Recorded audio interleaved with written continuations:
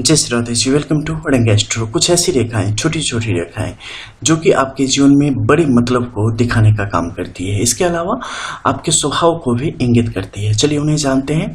आपके इन संधि रेखाओं के मध्य में, जैसे कि आप देख रहे हैं, सारे उंगलियों और माउंट एरियाज के बीच में जो ये वाला क्षेत्र होता है, यानी जो दो माउंट को अलग अलग करता है, इस क्षेत्र से भी कई सारी रेखाएं हैं जो कि निकल के आगे की तरफ बढ़ती है। जैसे गुरु के इस क्षेत्र में अगर आप देखेंगे, शनि के इस क्षेत्र से कोई एकल रेखा निकली है और ऊपर तक चलती चली गई है। ये छोटी भी हो सकती है, थोड़ी बड़ी भी हो सकती है, लेकिन इसका झुकाव आप देखेंगे शनि की तरफ, और अगला जो मुख है वो आपका यहाँ पर गुरु की तरफ होता है। जब भी ऐसी स्थिति बनती है, ऐसे लोग कई दफे खुद पे कंट्रोल नहीं रख पाते और काफी गर्म दिमाग के होते चले जाते हैं। बहुत जल्दी अपना आपा खो देते हैं और मुश्किल परिस्थितियों में खुद पर नियंत्रण रख पाने में ज्यादातर ये असफल हो जाते हैं। ऐसे लोग दिल के बुरे नहीं होते, लेकिन परिस्थितियां इन्हें कई दफे मजबूर कर देती है, जो कुछ गलत फैसले लेने की तरफ ऐसे लोग बढ़ते चले जाते हैं और कई बार चीजों को बिल्कुल गलत तरीके से लेते हुए अपने जीवन में ही परेशानियों को बुला लेते हैं। इसके अलावा अगर यही रेखा आपके सूर्य के क्षेत्र से निकलते हुए ऊपर की तरफ बढ़ती है, ऐसी स्थिति में भी जातक के लिए अपमान के योग बनते हैं। नौकरी में विभिन्न प्रकार की समस्याओं के योग आपके लिए बढ़ते चले जाते हैं।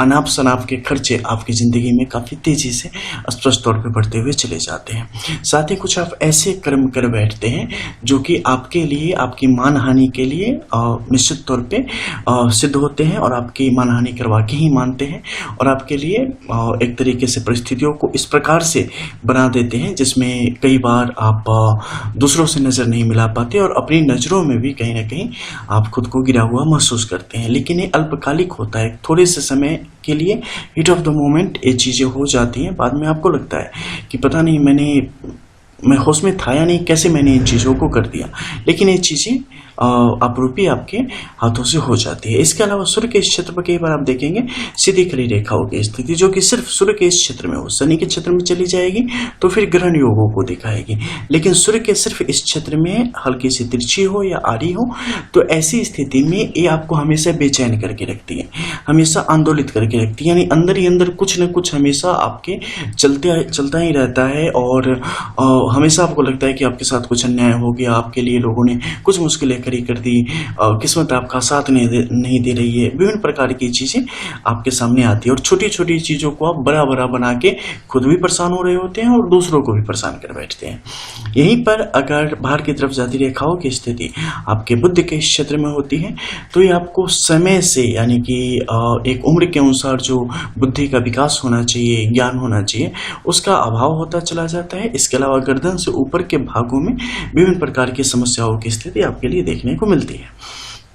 अब एक खास रेखा के विषय में बात करेंगे जो कि एक से ज्यादा काम को यहाँ पर स्पष्ट करती है। वो है आपके शुक्र और मंगल, यानी प्रथम मंगल के मध्य में सीधी तरीके से चलने वाली ऐसी रेखाओं की स्थिति।